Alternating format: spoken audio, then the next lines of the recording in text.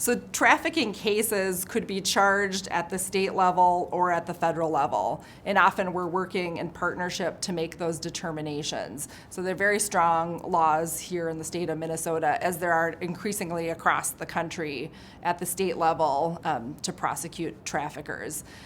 To make it a federal offense, there has to be an interstate nexus. That is often very easy for us to prove now, though, because it simply can mean, an offense that happens merely in St. Paul without crossing any state lines can still be a federal trafficking offense.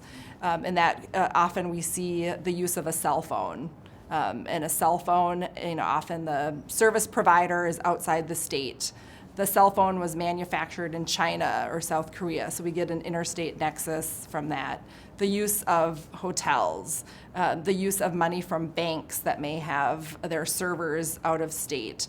So there are all kinds of different ways in which we have federal jurisdiction, that the Social Security disability checks may be issued from outside the state. All of those different pieces give us federal jurisdiction. There are different tools that the state has and that we have federally.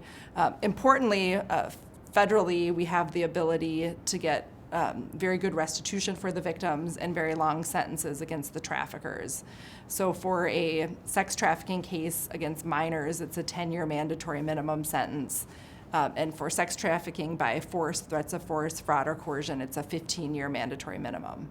In addition, we have exclusive jurisdiction here in Minnesota for crimes that are committed on several of our reservations, including Red Lake, Bois Fort, White Earth, and concurrent with Mille Lacs.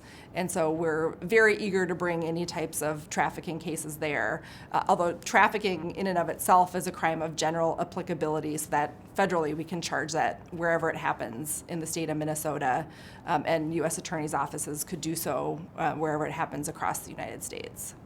We encourage every office and all of our partners to have appropriate accommodations for our victims. To ensure that we're ADA compliant, it may mean that we have the appropriate interpreters for whatever that language that victim speaks, including American Sign Language. So those are all of the different ways we need to meet the victim where he or she is at, and to make sure that they can tell their story and their story can be corroborated and supported such that we can ultimately hold the traffickers accountable.